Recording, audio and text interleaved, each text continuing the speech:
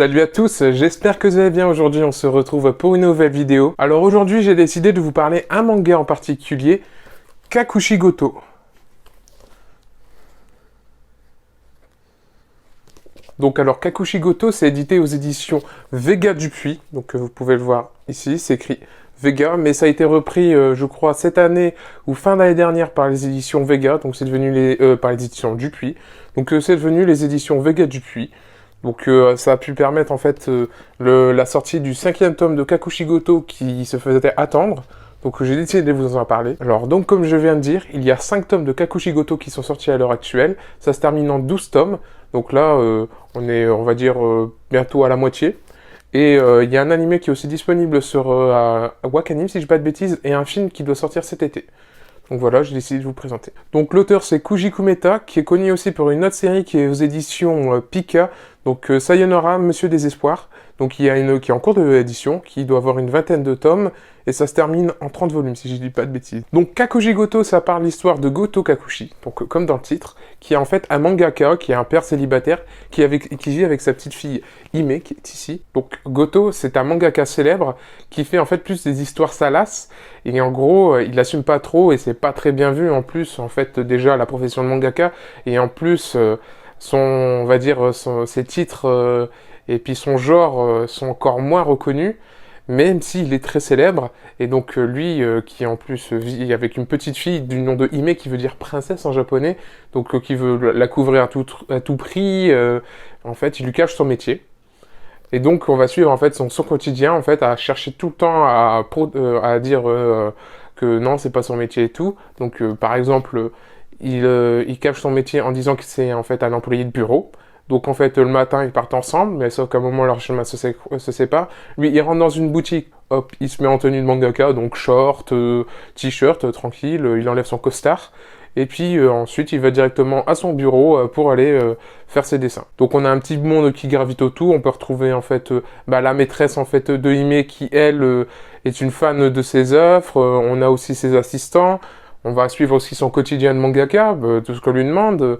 Par exemple, faire des pages jouées aux couleurs, faire des événements pour son titre, en fait, plein de choses. Et puis en même temps, on suit le petit quotidien entre Goto et sa fille. Or, en parallèle, on découvre dès le début qu'en fait, plus tard, en fait, on a un cap de 10 ans.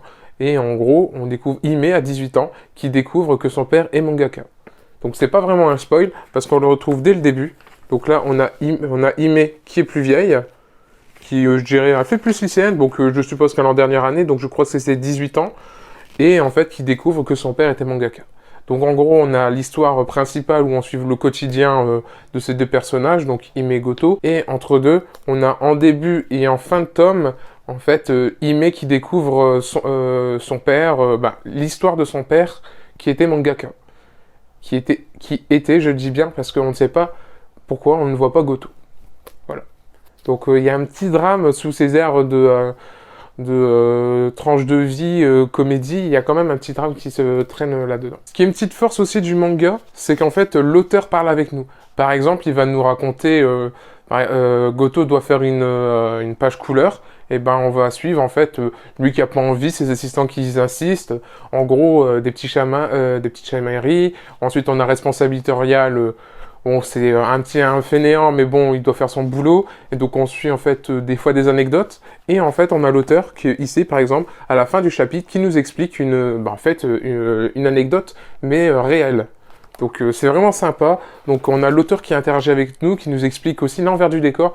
Donc, si vous avez bien aimé, par exemple, Bakuman, donc je pense que ça va vous plaire parce que l'auteur, il nous parle, mais d'une façon différente. Là, on va pas suivre l'ascension de mangaka, mais là, c'est déjà un mangaka installé qui a fait déjà plusieurs séries, qui est reconnu.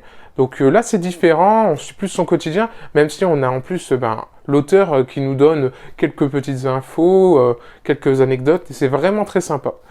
Ensuite, je trouve qu'il y a une autre force, c'est le dessin. Le dessin, c'est épuré, mais c'est vraiment beau. On va dire que, par exemple, on voit bien les visages, en fait, sont pas très détaillés, mais je trouve que pour les expressions, c'est super bien, elles sont super bien réalisées, et vraiment, j'adore. Par exemple, pour le voir encore ici, Vraiment, c'est vraiment beau. Donc voilà, c'était petite review pour vous présenter en fait Kakushigoto. J'en profite que le 5e tome vient de sortir pour vous en parler. C'est vraiment une œuvre que je vous recommande. C'est pas très connu, même s'il y a eu un animé, mais on n'entend pas trop parler. Donc voilà, j'espère que pour cette première review, vous avez bien aimé que j'ai parlé d'un seul manga.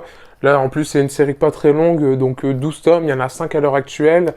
Les tomes, ils sont à 8 euros. Donc bon, c'est un peu plus cher, mais vraiment, c'est quali.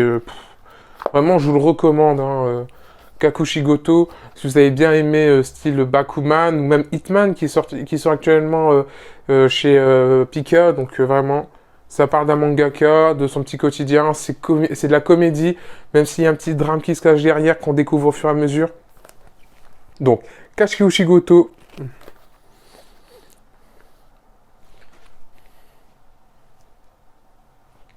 Donc voilà. Donc je compte sur vous pour lâcher un like et à vous abonner. Vraiment, ça me soutiendrait dans mes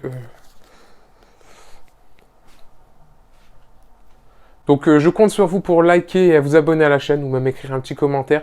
Quand je vois des retours comme ça, moi ça me fait plaisir et ça me donne encore plus envie de faire des vidéos. Donc je vous dis à la prochaine. Salut!